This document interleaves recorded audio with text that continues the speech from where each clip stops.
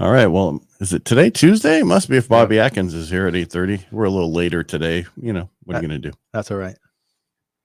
Life happens, man. Yeah. When you plan it. Yeah. That's, you can plan all you want, but then, life really happens while you're planning. Yeah. Life is what happens to you while you're busy making other plans, right? That's right. Remember that from that song? Something. I don't remember what it's from, but Darling Boy, John Lennon. Oh, okay. Yeah. Yeah. Okay. I'll agree with you. My favorite quote. Okay. Yeah. Today is the first day I rode my bike to work. Congratulations. Well, it's really not that hard when you have this assist to yourself, and got here in under 7 minutes. When I was pulling in the driveway, I didn't see your truck. I was like, you know what? He actually did it.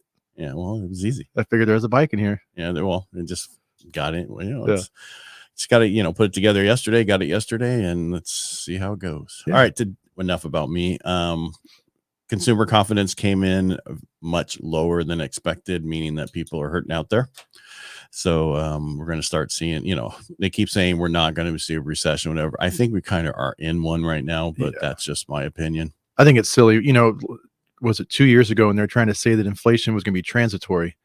I think we all knew that was not going to be the case. Well, and I kept saying that's what they said. I never said that I thought it was. No, I know. That's what I'm saying. Like, the people that are supposed to be in charge of everything, making the big decisions, are trying not to admit they're right on the wall. Well, what are you going to do? Yeah. Yeah. So, I mean, the issue that we're having right now is the feds are going to come back out and adjust. And the biggest problem we have is what they're trying to slow down isn't affected by Fed funds rate. And a lot of people don't realize the Fed funds rate is not. So Fed adjusts the Fed funds rate, which is the overnight rate to banks. So that slows down lending for HELOCs and car loans. But I mean, car loans going to go up a little bit. It's not that big of a deal. A lot of them were so low to begin with when you're buying cars, and there is no cars to buy. So sure. What do? So what they're doing is not really going to affect slowing down in the gas and diesel prices. That's where most of the inflation is. And then that goes into other goods and other things. And so especially diesel. Yeah. Diesel moves everything. Geez, man. Well, yeah. And that's the other problem is there's so many people having issues with, getting loads and locally, like to go get their normal stuff. They would take a truck and a driver and go get stuff like tomatoes, and it used to cost them like $500 and they'd make 800. So it'd be 350. They would not, not so bad. Now they're making $100 and they're like, why am I doing this? It's killing my, that doesn't even cover maintenance and other stuff. So, yeah. Well, I think if people are conscious of it, you'll start to see a lot of shrinkflation, right? Where packages get smaller, but you're still paying the same price. That's already happening. Yeah, it's happening already. They take a little bit extra out, and just put more air in the bag of the chips, right? Right. Well, that's what you have to. It's just we have no idea where we're going. But the one thing you can control, and I know we're going to talk about on Thursday, is getting your house and fixing your payment instead of renting, because rents are rising like you would not believe. And we're going to go in more on that Thursday. But today's topic is, I've kind of touched on it a couple of times, but I think it's very important to talk about it. And it's Prop 19. Yeah, absolutely. And what that is the property tax increase on primary residence. And what do you have to be, Bobby? You have to be 55 or older. So before you had to be 65, if I remember right, 62 to 65, and only a couple counties will allow you to take your tax base with you. So this has to do with tax base that you have, right? The other thing, I think you have to be severely disabled, and the other thing is if your home has been damaged by wildfire or natural disaster. So if it was burnt and you need to move somewhere else, this allows you to do that. So, like, for instance, probably the folks living in Paradise a couple of years ago, I'm sure a lot of them didn't want to move back and rebuild. So right, in their house, their taxable value was probably 100,000, and they went and bought a 300,000 or 400,000. So let's just go through a scenario. So say you currently have your house that you're going to sell, your current taxable value is 300,000. And people are going, how do you get that? Well, you bought your house for 250, you lived in it for a few years, and they've adjusted it at the 3% under Prop 13. The 3% they can't increase every year with the value that has gone up. Right. So that's and then so you're going to sell your house for 500,000, right? And then you bought a new one for 700,000. Moving up. Yep, on up to the east side. And then so you take the 700,000 minus the 500,000 you sold your house for, you have a $200,000 difference. So what you do is you take that difference. Why am I talking? This is your show. No. You take that difference and you add it to your tax base. right? Your current taxable value plus the 200 difference, and your new taxable value is 500,000. And people say, okay, what does that do for me? Right? Yeah. Well, it saves you on taxes, right? It saves you about 200,000 in property tax value. So that's like 2,500 in property taxes. I have 1.25 in there because that's kind of what we use standard.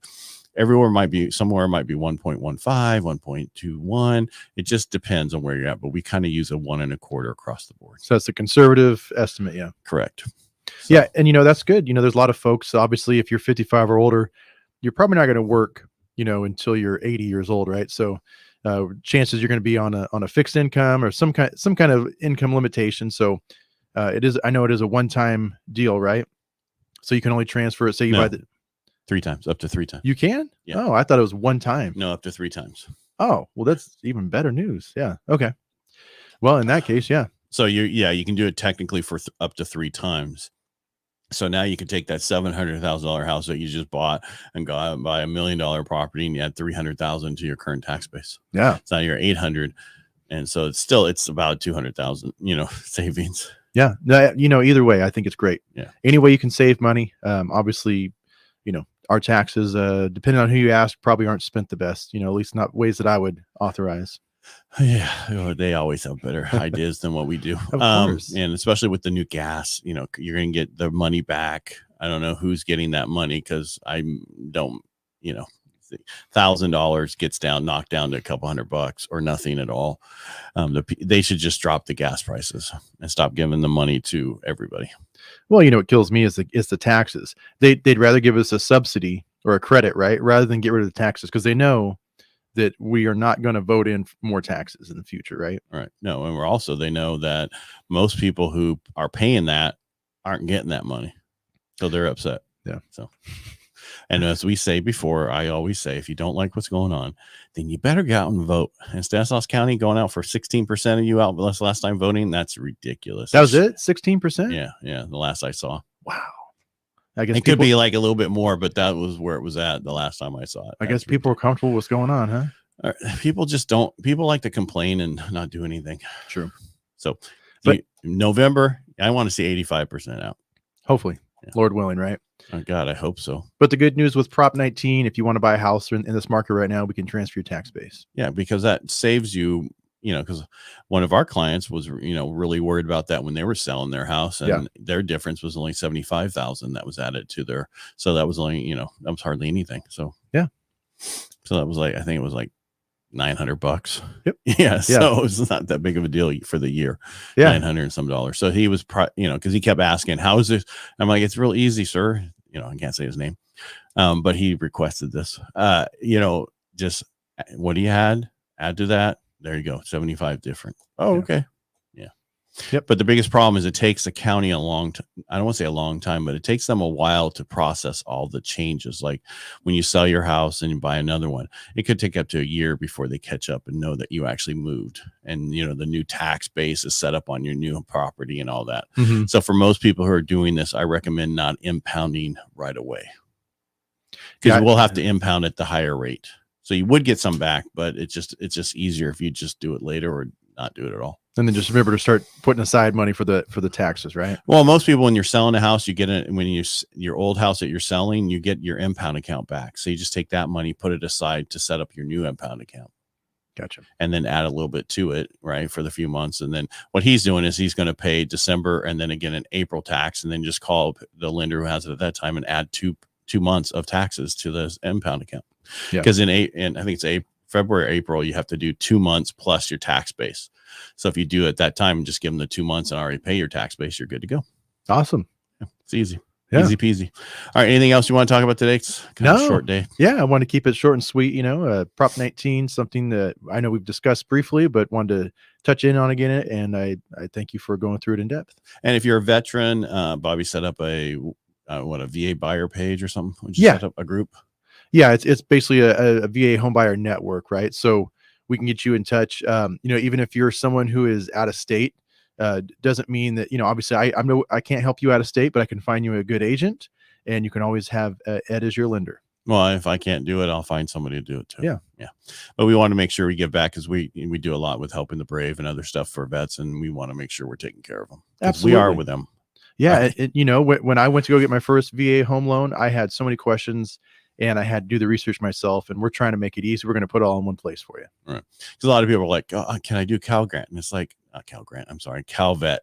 That's the one loan I would not recommend, because a lot of people think it's a great loan, but the problem with Cal Vet is the fact that you don't own the property. Did you know that? No, because the only time I did a Cal Vet purchase was my very first transaction. Right. What happens is it's a land contract basically, so they actually own it, and you live there, and if you move out of it for a short period of time, you have to get permission to rent it. Gotcha. Right. Okay. So then there's really no sense. It's not like it's more beneficial than the regular VA loan. The regular VA loan today is so much better than any other loan that has ever existed for veterans. Yeah. And you can go easily up to 1.5 million with no money down. And, if you have a disability as a veteran, you always want to use your VA loan. I don't care how much money you have to put down.